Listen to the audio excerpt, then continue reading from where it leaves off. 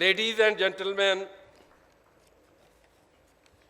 it's an honor to be present here and an absolute pleasure to be addressing such a diverse audience, including the honorable judges of High Court, Supreme Court, parliamentarians, policymakers, journalists, researchers, gathered here from all corners of the world in the memory of Asma Jahangir today. I would like to extend warm welcome to everyone in attendance. This would have not been possible without the tremendous efforts of an extremely hard-working team. I think that this conference has come to an extremely critical and sensitive juncture of Pakistan's history. We are living in times where Asma's vision is more relevant than ever before. The democratic system in the state of Pakistan is in turmoil, while freedom of media is facing bounds like never before. The judiciary is under immense pressure and the freedom of courts being questioned like never before. The state of human rights abuse across the region of Jammu and Kashmir, airing on national television every day, is constant reminder of the horrors that Asma warned us about. Accountability, civil freedoms, and trust in democratic institutions within the country or even the whole of South Asia, for that matter, has never been more fragile. We have politically unstable neighbors with democratic system either polarizing or faltering on one side and completely non-existent on the other. This has a natural destabilizing impact for the entire region, and it has therefore never been more critical to emphasize the need for complete faith and trust in democratic institutions than now. I don't think anything could be as strong as indicator of a well-performing democracy as the institutions of human rights in a country. Human rights, rightly identified as the core evaluative indicator of a democratic system. Human rights, rightly identified as the core evaluative indicator of a democratic system, are also one of the most fragile, easily manipulated, and initial points of attack when a democratic system in a country is derailed.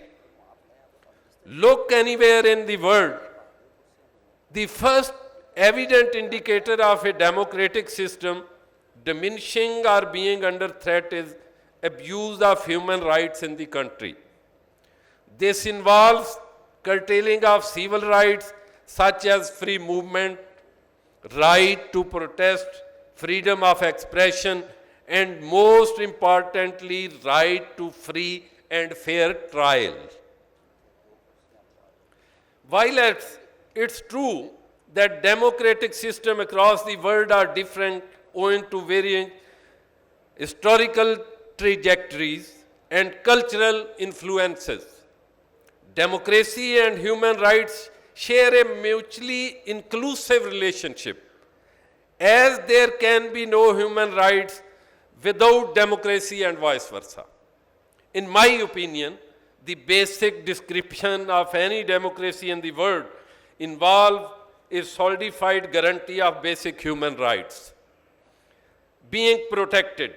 Democracy is conditional in its nature. Calling the country's political system a democracy, I am afraid, does not make it a democracy. The protection and propagation of human rights, and by default, the strengthening of democracy needs legal protection. It needs deep and penetrating foundation. It needs presidential advancement, and lastly, effective and discriminative accountability. The only institution in the country capable on the delivering of the metrics of creation, propagation, advancement, and accountability, apart from the parliament, is the judiciary. The superiority of democracy to the other system of government lies in the principle of separation of power and corresponding checks and balancing, that they are arms of government. The legislative, the executive, and the judicial exercise over one another. Pakistan's experience with democracy is not a success story, but it is most certainly a resilient story. While all three of these pillars are equal important, I will stick to speaking about the judicial arm, since theme of the conference demands it.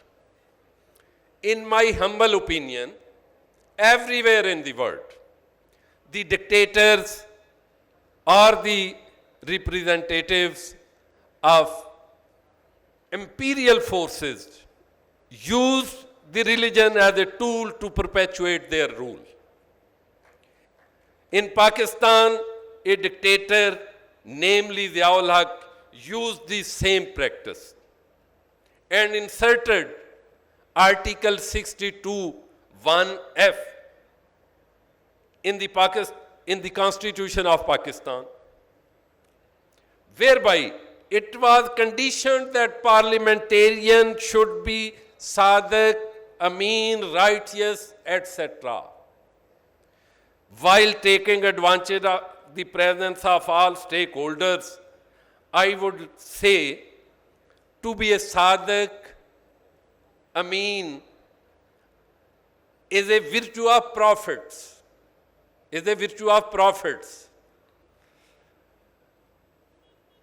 Whereas all the human beings are fallible, whether they are judges, parliamentarians, or any other representative of the society. So they cannot be measured or tested at the touchstone of such traits. So the provisions of Article 162 (1)(f) inserted in the Constitution of the Pakistan, in my humble view, is against and in conflict of the basic spirit of the Islam, and is liable to be struck down. Similarly, I would say the power used under Article 184(3) by the Honorable Supreme Court,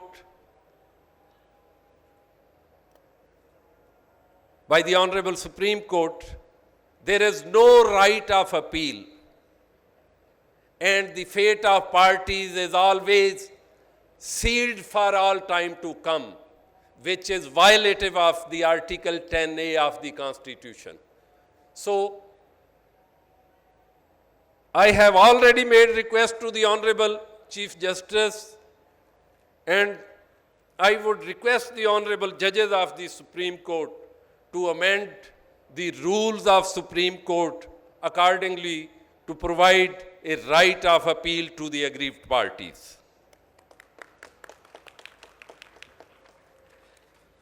Let me say now, I think Pakistan has one of the most active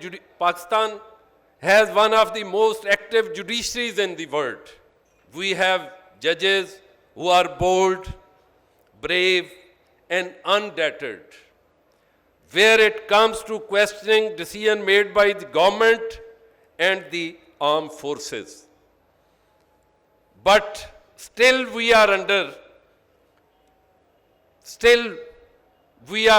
unable to dispel the impression of pressures.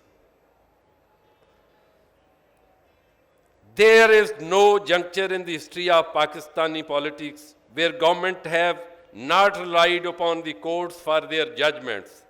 Even in the dark, authoritative segments of Pakistan history, rulers have repeatedly tried to gain legitimacy through courts.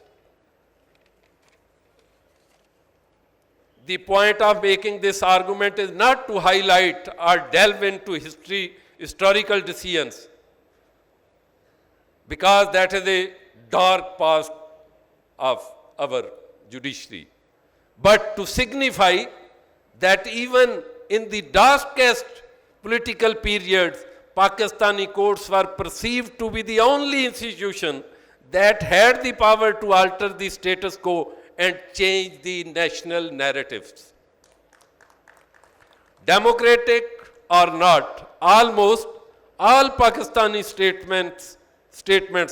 statesmen have relied on courts in Pakistan at some point in history. I think the best tribute to Asma could be a realization of the fact that history is the best used as a learning tool and not a determining map for the future. It takes just one person, one judge, one journalist, one politician to stand up and challenge democratic infringements. That one person is feared by everyone who at any time even think of challenging the democratic system is in the country. That person was Asma Jahangir. It will always be Asma. Thank you very much.